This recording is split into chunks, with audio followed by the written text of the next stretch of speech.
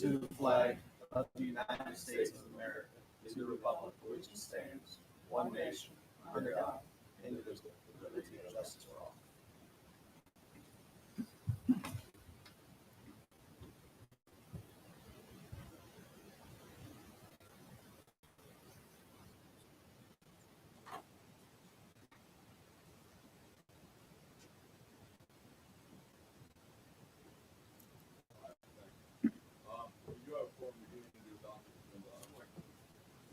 I'd like to put number one as cell phone tower, or not, excuse me, emergency service tower. Sad it is. Number two, I want to put down as the final draft of the budget presentation. You else have anything we need to add? Mr. Chairman, I move to approve the agenda as amended. Second. Motion made, second, further discussion. All in favor, signify by aye. Aye. Opposed, same sign. Public comment.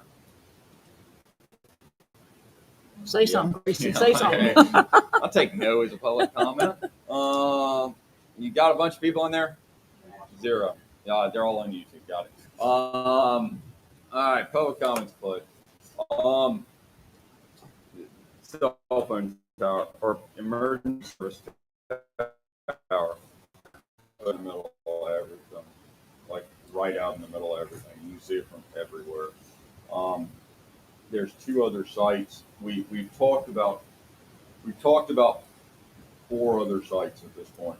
The Riders, Douglas Cottage, and then the Aylers have 2 sites. I want to go ahead and kill the Douglas Cottage site and the Jimmy Ryder site. They are even more out in the middle of everything. Like those are definitely. Do you agree or not? Well, I would agree, except Lynn was talking to Robin Ryder this morning when she called me to say, "Oh, you ought to see this balloon," and Robin was saying that Jimmy and Brian were at, and she says there's a spot downhill from it that might work. So that's what she was saying. So I don't know whether I'd like to ask Brian. All right.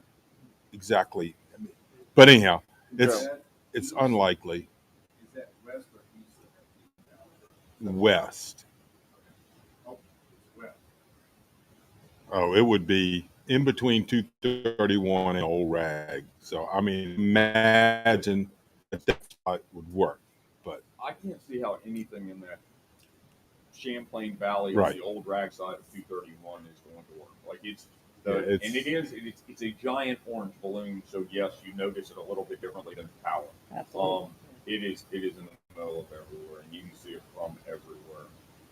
I think we need to instruct them to stop on those. I think stop on those and evaluate the Ayler sites. One of which is contingent upon fiber availability, which we understand is up to 231. The other one will work without fiber. I believe both of them are shorter. Is that right? The one of them would be shorter. The other one would either be close to the 170 or just under the 170.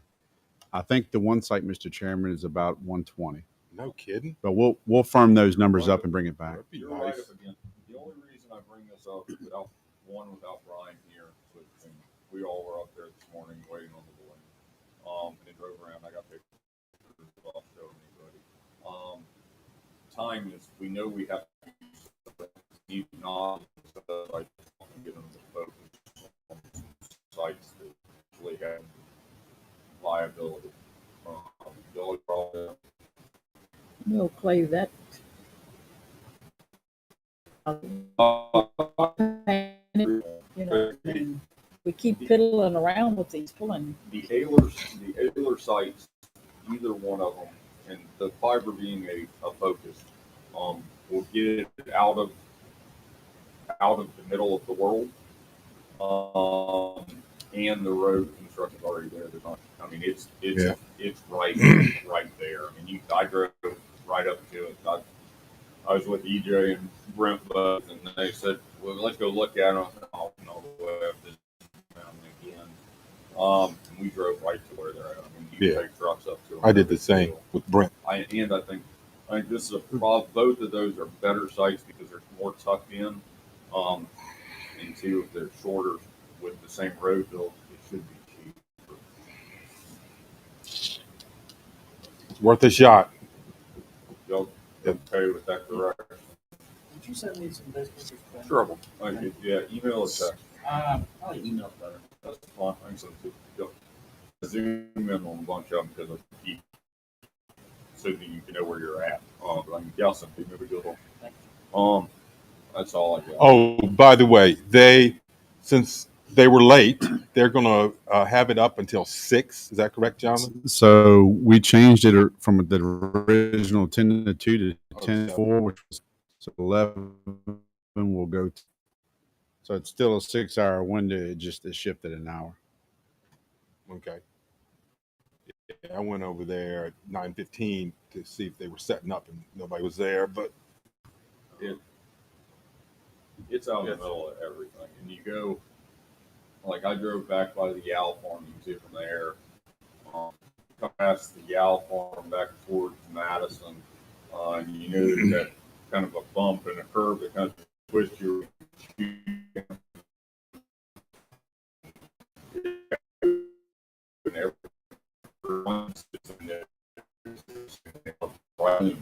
um, if there's an option, we should try to focus and get it out in the middle of the world. I don't think it has anything to do with tourism. I think it's a better option, maybe more viable, workable for everybody involved. yeah, it's like you said, since it is orange. Yeah, I mean, it is right in your face. I was shocked. It's right in your Pictures face. of They'd have put a navy blue one up there, you probably wouldn't pay any attention to It's it. right in your face, and then the other one is that it's proximity to 231 and proximity to Emmett or Churchill. Mhm. It's so close, like it's right off the road, and it's tucked down just a little bit, but it is right off the road. EJ and Brent's spot potentially is they're way off the road, and it won't be. So y'all know where EJ's place is. Like if you're going up Churchill, Brent just put a new road in just below the cemetery. Brand new road. So that's you take that road and go right to the spot. And the deal is since we're saying it, Brent's got, which is right at the base, like right tucked in. It needs fiber to haul back to Blake for the backhaul and the data. EJ's spot has the line of sight to the Blakey Tower and the microwave will work. So we just need to figure out which option is more cost effective and see if we can get moving on and start running some numbers and stop running numbers on the other sites if they aren't as there's not as not as good. Does that work? Yes, sir. Go down that path. Yeah, yes, sir. And we'll the thing right now. Both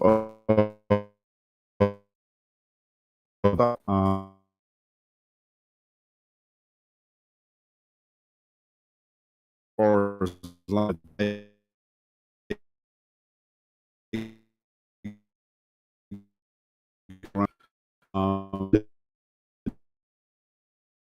no any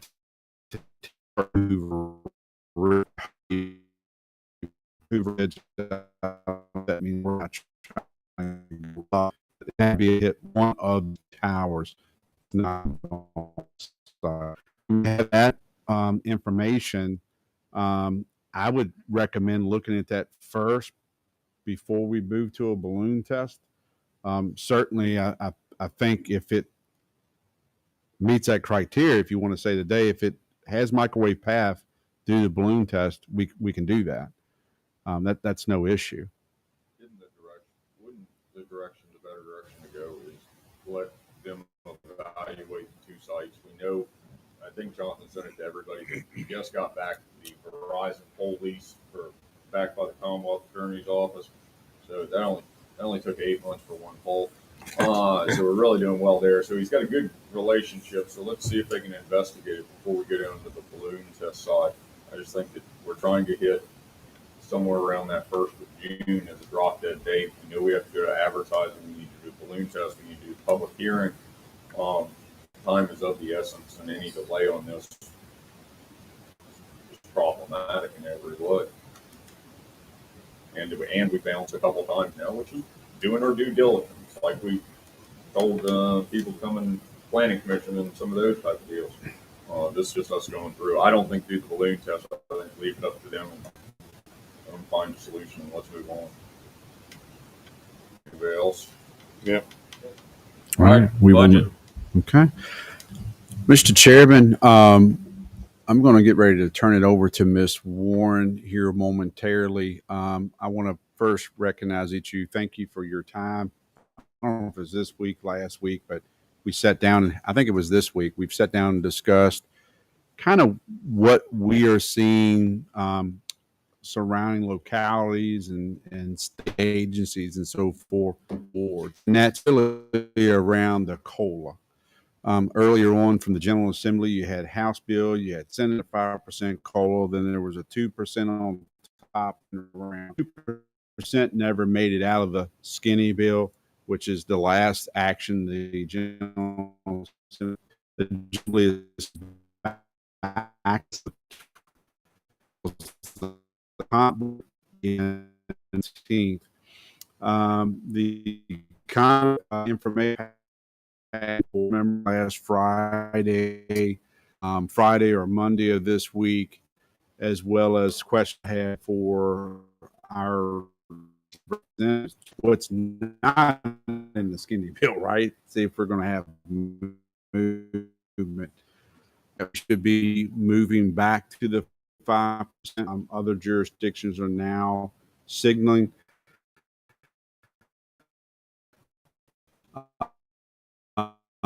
It's Jackson or Vice Chairman Yao, but I believe they meant to a 5%. Their 1% bonus is something else. I believe that was in the original, budget language. So every you as it comes to a strategy, for example, the jail board, they did 5% and the other 2% away into contingency. Each of us met with each member, or Jennifer, I met with each member, and which in this final budget presentation today for your consideration is moving your original 564K number we were at with 7%, as well as the board considering the 50-50 health split. So that would mean of the 10% premium increase, the board would pick up 50% of that increase. So those numbers are reflected in here. You will see when Jennifer goes through the budget that it's actually about a 90K decrease in that area. Whatever you do on contingency, and there's going to be some school discussions here as well, you may see an overall increase from last week's number, but that would be based on if you give consideration to that additional contingency, which each of us have talked about. That's in the presentation. So, Mr. Chairman, I will hand it over to Ms. Warren. Thank you. Excuse me, this afternoon's agenda, we're going to go through the FY24 goals and priorities first, and then next slide is going to be overview and highlights. We're also going to have just a slide that outlines one more time the outside agency funding. We'll look at the revenue and expenditure summary and then remaining steps for the budget process. This next slide on goals and priorities, I would like for Jonathan to just restate those. Thank you. This was probably one of the earlier decision points by, or I believe your last year's priorities compared to what was achieved and what would be a carryover, what would need to be added upon that. I believe even by voice vote, you all approved. So the FY24 goals and priorities before you in your packet and on the screen capture that. We're going to go through them real quickly.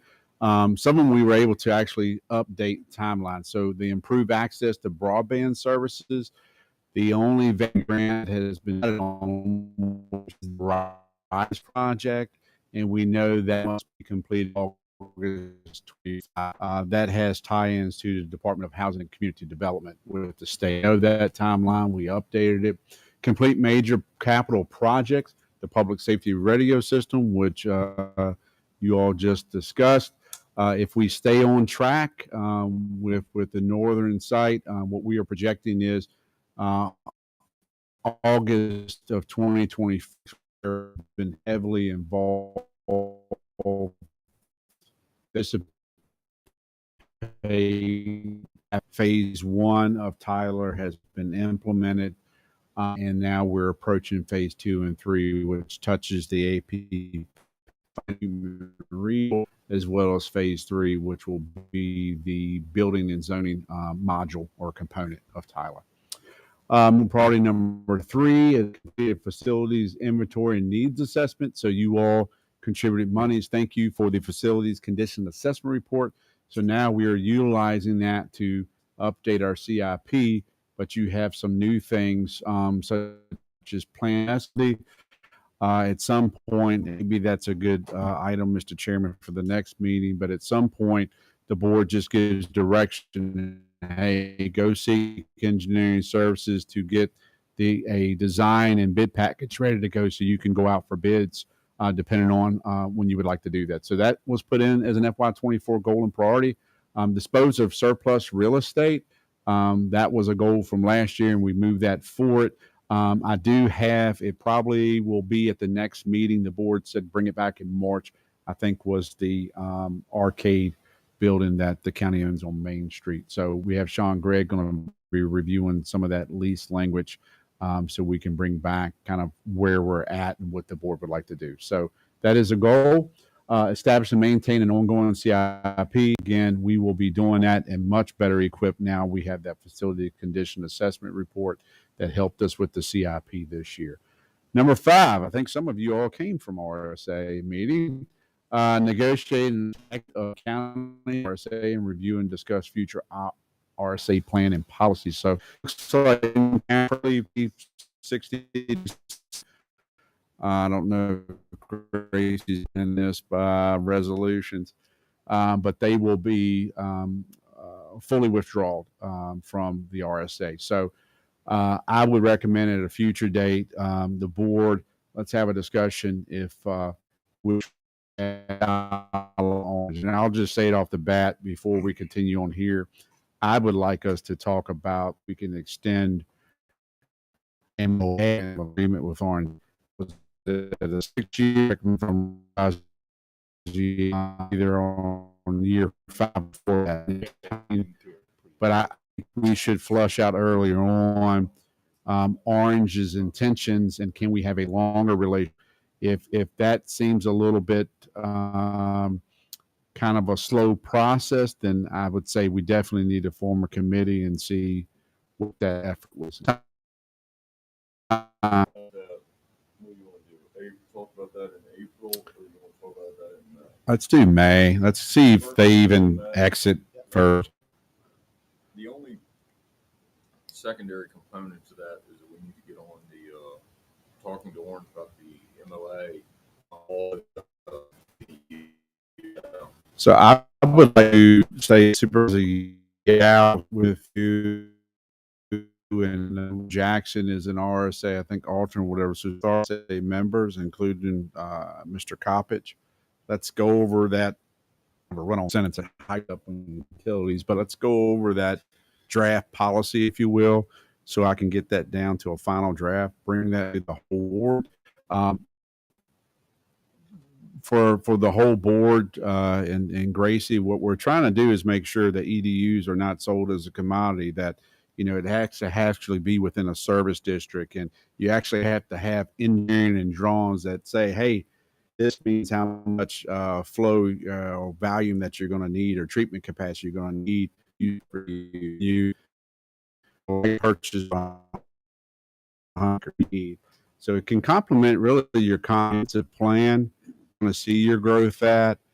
So yes, I would. Simon May talking about the conversation with Orange, and then at least RSA delegation, the Madison delegation, meet with me. Let's go through that. I also need to have access to RSA's rules and regulations. They're not on their website. They point you to Virginia Code section. That does nothing for me. I need their actual rules and regulations. So if we can get those, it will help me finalize. Yeah, I told Trace when He's when I going to was get at the meeting those. today that those were not available online, and I need to call him and get them. He said, "Okay." Okay. All right. So we get those. If you can give me at least a week in advance before we meet, I'll go through that compared to my notes.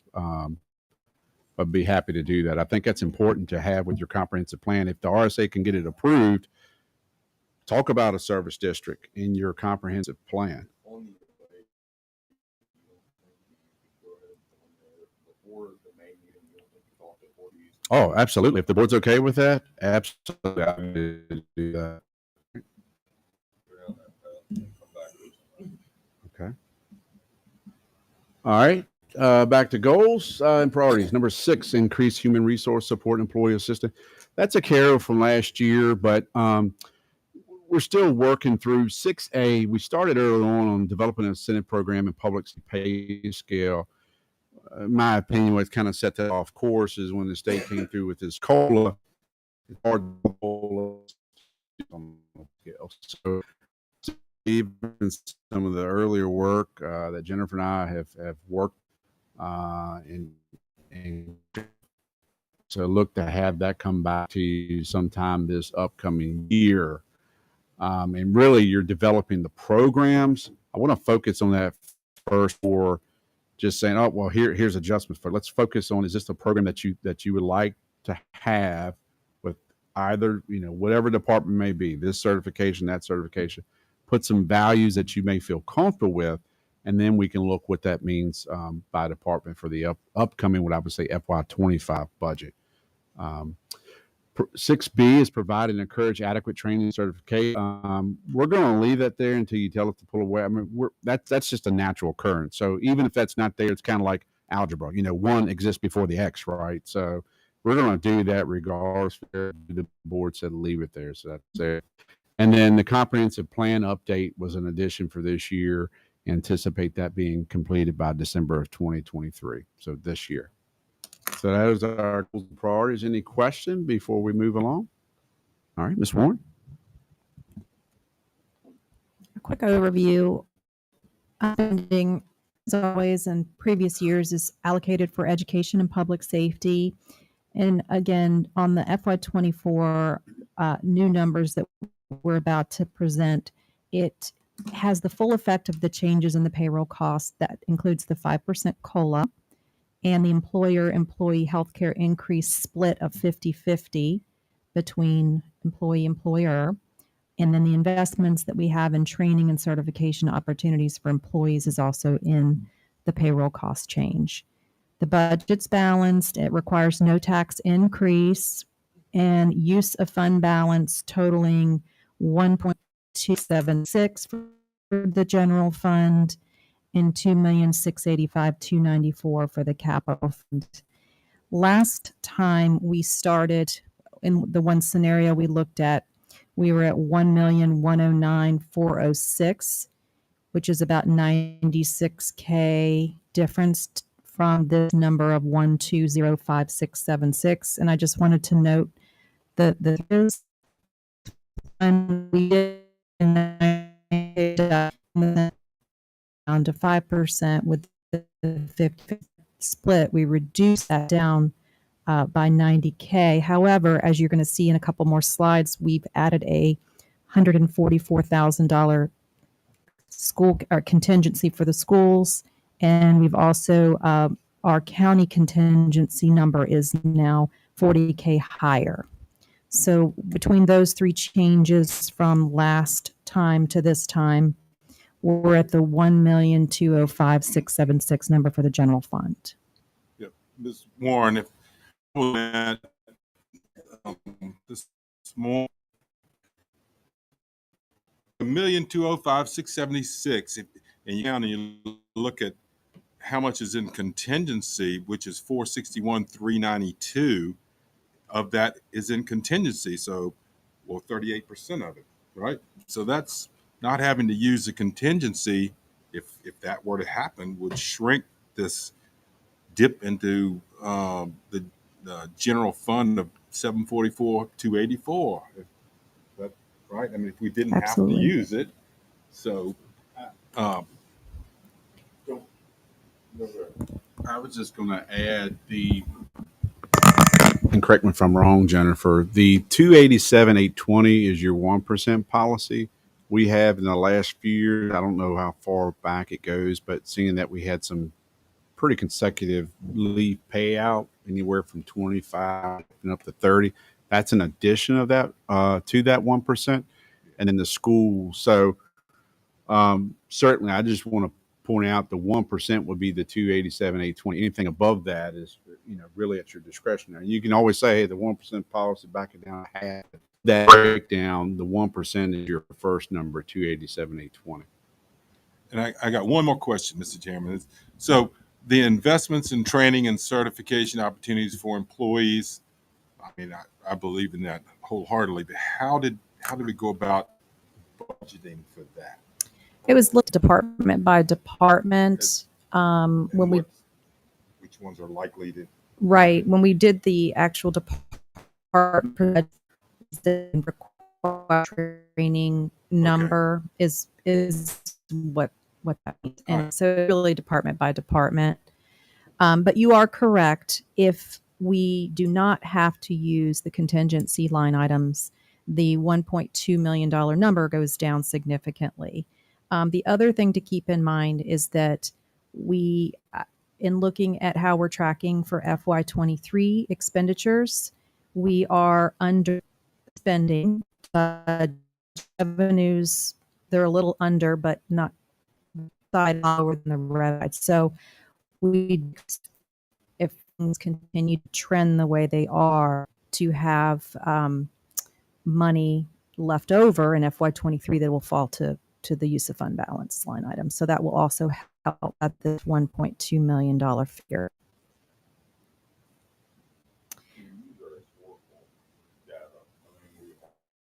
Always use the revision process. Nobody maxes out all the way. It's just, everybody knows it's just a tool. Yeah, and we're pretty good about not dipping into contingency overall. Didn't we just dip into contingency?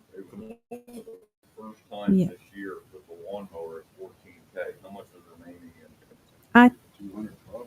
Well, we had one other time. I think the sheriff's position was a 30 position. Yeah, so I think we've dipped in maybe by 40,000 a year, 40, 50,000 at the most. So it's historically, though, it doesn't look like there is. Something else I was thinking about with that issue.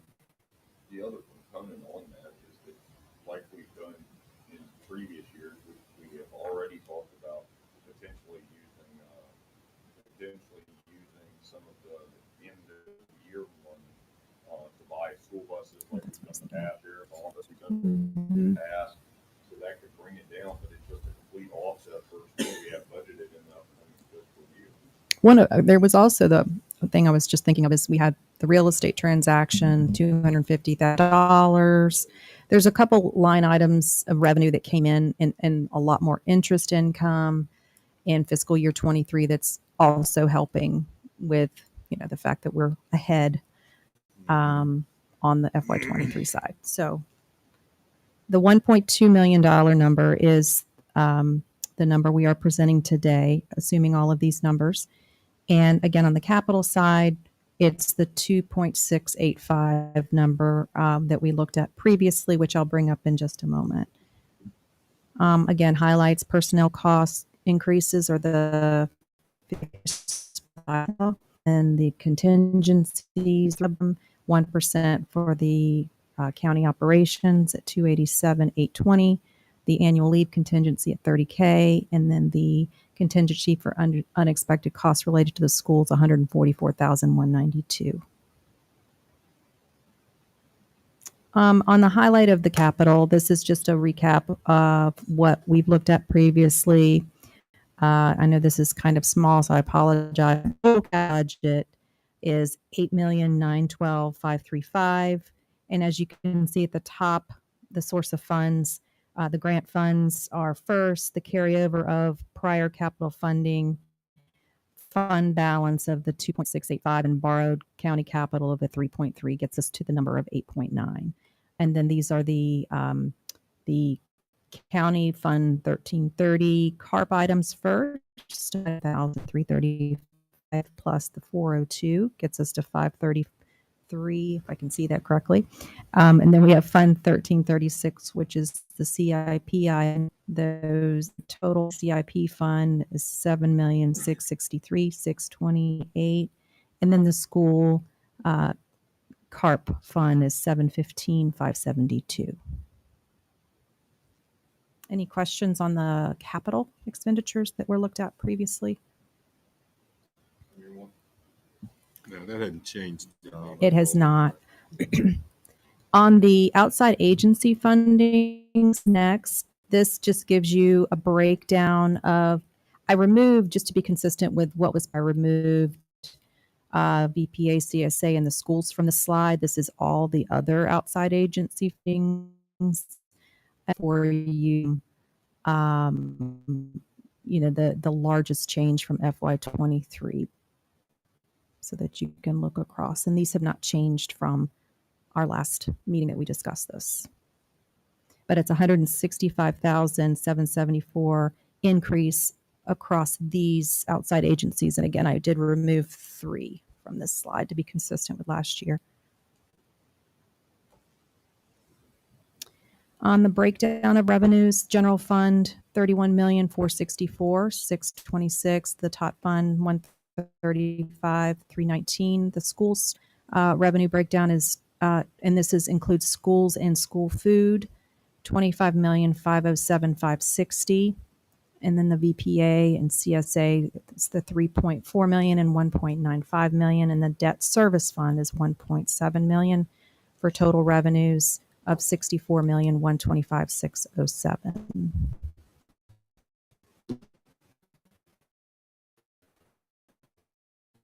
And the total expenditures net of all transfers to the other funds, 51,122,41. Our total of transfers to the other funds is right at $13 million, leaving a balanced budget for total expenditures of 64,125,607. And then the breakdown on the right is the same as the revenue slide. Yeah, I should know this, but the Virginia Public Assistance, VPA, what's an example of money we spend on that? So that is your social services. They just call it Virginia Public That's Assistance. Like it's also known as well, it's not strictly welfare, but it's like VBA/welfare. So it's your DSS expenditures. Okay. And then the pie chart, this is very close to last year. General fund 49%, 40%. Debt service fund is at 3%, CSA 3%, and VPA 5% of the budget.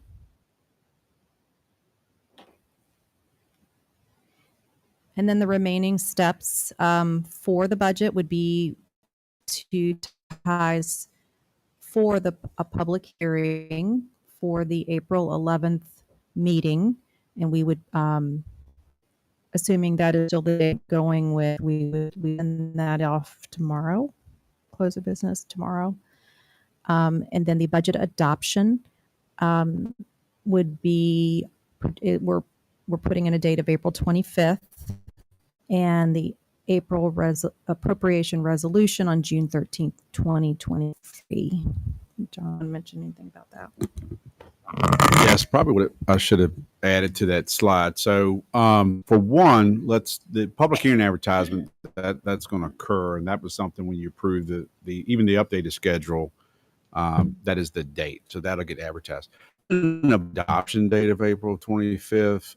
If you're not raising rates, which we're not, right? That's you communicate with. This budget does not have any tax increase in that, then, I'd say April 25th or your first meeting in May. Um, you could wait just to see in case the general system went crazy. I don't believe they're going to add that 2% in. Things that could occur would help us on our revenue side. So if they come through with the calculus error, they fully say, hey, this FY24 is fixed. They come through with some SRO funding. They're supposed to be funding more in unfunded treasurer positions, doing more funding for TDO and ECO functions within the sheriff's office. So anything to help our revenue services. So that was just 2 weeks after your public hearing. You could adopt the budget. At that time, too, you would set your tax rate. So even though you're not going up, there would be a resolution to adopt your tax rate. For example, 74 cents per hundred is your current real estate rate. Whatever your other rates are, there would be a resolution for that. Your appropriations always come in June. So last process, Jennifer, the ability come July 1, that money, you go into your new fiscal year. So that's what we have as your remaining steps. I do want to go back and just be clear, unless you don't want to talk schools, what we are saying is the 85K rounding up that was discussed, that will be the general fund transfer to the school. Well, of new monies will be 85,000. So that will be the transfer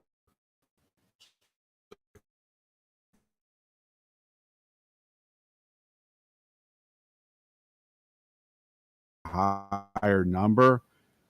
We're taking the board said, which is last year's plus 85K. This will be your general transfer come July 1. So any questions on any of the information in the slides or the dates before you? Does that seem like okay dates for next steps? Gracie looks like she has a question. No, I do too. But I've got you.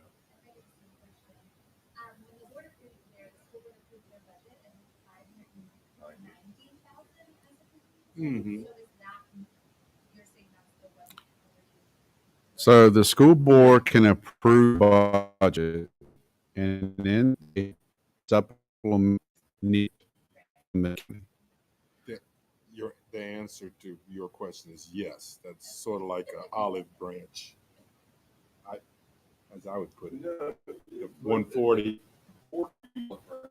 Right. Does that, I mean, I'll give you my guess. Is their budget with revenue that we are certainly not including. Right. How does that work for them? Are they allowed to have a different budget than we have? I believe they can. Yes. I will check with our attorney. They cannot tell When you we how much money to appropriate, give that's them. when the rubber meets the road, right? So we would end up not appropriating what they have in their budget. So Right. yeah.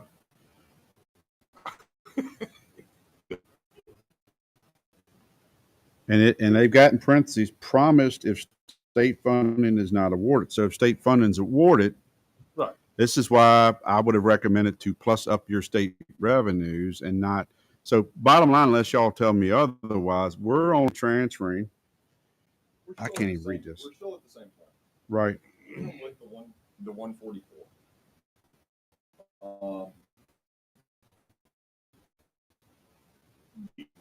Frankly, I understand why they would go down that path.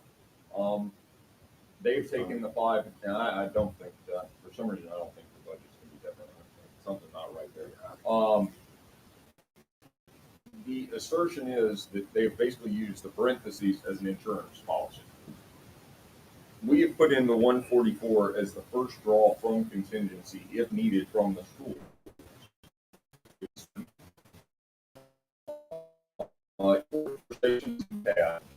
Even if the schools come in and the 144 in there, they would still have to do the exact same thing to speak their case of why they have these needs to the dollar figure, and then we would make adjustments.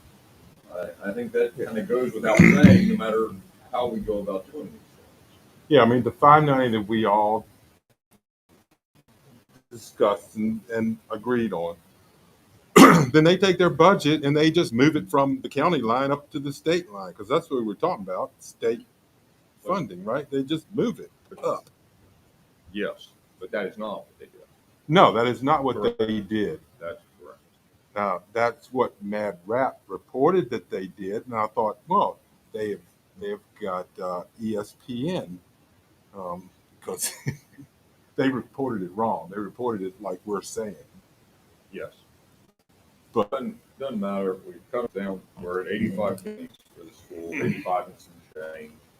Hopefully they can make that work. We go from there. And what else do you have?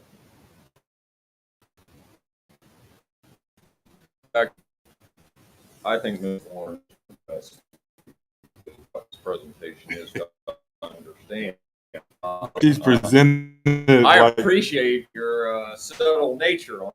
I mean, this couldn't be any easier to understand. I mean, good Lord.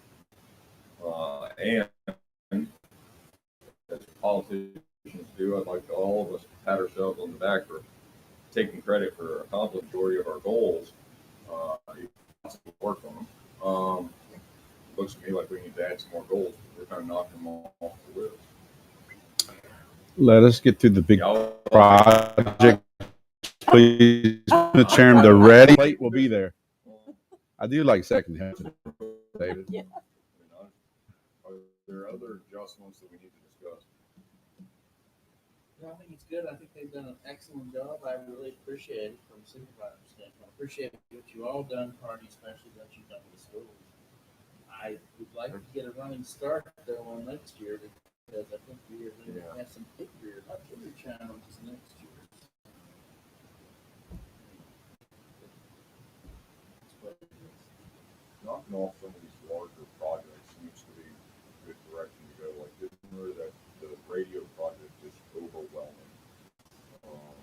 It's something Brian and Jonathan both been working on like crazy. But now when kind of wrapping up should be huge for Madison. When we start trying to get into, I mean, pop,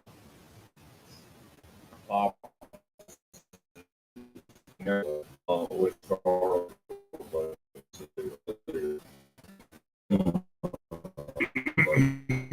still think that's something we should try to knock out. I think this been going smoother, but in the same sense. we got more tools to do that with now. Absolutely. And by then we'll have gone with your recommended renovations, upgrades, and we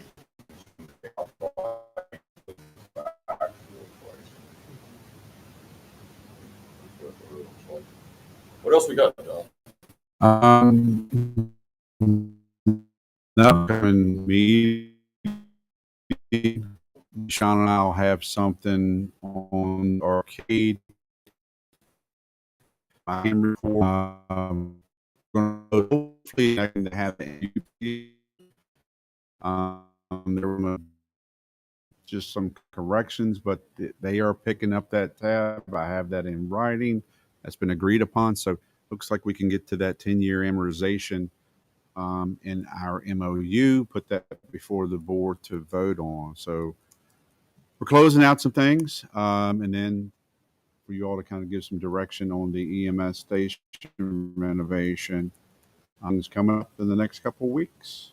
So I just hats off to my colleague over here, Ms. Warren, and thank the board. Our one-on-ones, we know, and patience, because we know that normally we like to have the packet sooner. It's just when you have a lot of moving variables, we appreciate you understanding patience on that. So those one-on-one meetings was helpful before we showed up at this at the dais. So thank you. Discussion at the next board meeting. I can. My question to you, sir, and the board, any value I can bring? Hurt and Profit owes us a presentation anyway. That was part of that whole deal. But really, I would think if you have any value there, you want to ask certain questions like, why is this recommended or versus some other suggestions on renovating. Other than that, I think it's really, if you want to get some engineering going and get us towards a bid packet. Will her profits presentation have the adjustments that we spoke about? It can. I haven't asked them to make those adjustments. Really, we went through and chopped those up. So I don't know if there's anything to do unless you have further questions about, hey, what was in this layout, or the contingency items that you put in place, making sure I didn't miss anything. But really, with all due respect, the true value of the project is when you're going to be putting out. So my thought, if you're engineering, let's do some architecture drawing that always involves, and I know you go through, you kind of do a 25% percent. As you closer at 75%, you locked yourself in at what that would look like, but you get the drawings down that you like. They put the narrative, which is the bid package, together, and then you put it out to market. That's about a 30 to 45, maybe a 60-day process. 30 days, you leave the bids out. There's a question period. There's a selection, make a decision on it, and then you announce a, kind of how your funding is going to go for it. I recommend a pay as you go. It's aligned with we have some policy, but with our fund balance, you've all seen it. I believe this would fit a pay as you go, unless something going on above and beyond the craziness. That would be the recommendation, Mr. Chairman, is bring that back as a discussion point. If the board wants to take action next meeting, they can. Oh, I mean, we've been through it. They heard the profit, I guess, does owe us a presentation, but I don't see any pertinence on the presentation on something that we've already been through all the way and made adjustments for, especially if they're not going to account for the adjustments we've made. And since it's not on the agenda, I guess we can't go ahead and direct you to go to A&E. I would not recommend it exactly. unless you're going to take a vote to amend the agenda. I mean, that's really what we're going to say. We're talking, I mean, it looks to me like we're talking about a 4-minute maybe comment, and then we're going to make the motion and vote on this thing and go to A&E. All right, so we can explore more on the agenda meeting on, what is that, the 28th? Thank you. The only issue that we run into is we did really, really well with and this doesn't help anything at all. We did so well with the primary school and getting it at the right time. By the time we get A&E drawings back, we are getting it wrong. We're going to have down full filled up. We're going to get out and what? Probably the worst time that we could get this thing out. That doesn't help anything in any way because I think, Fiscal year. Yeah. Well, no. But so we did the school. I think we went out in like January, and caught everybody while they were trying to fill their calendars up for the summer, and that worked very well. And it seems like we got very competitive prices. Yeah, they tightened it up. Yeah, exactly. So how long? I mean, if we were ready to stick a shovel in the ground, how long would this construction take? Maybe 6-8 months to, yeah, at least.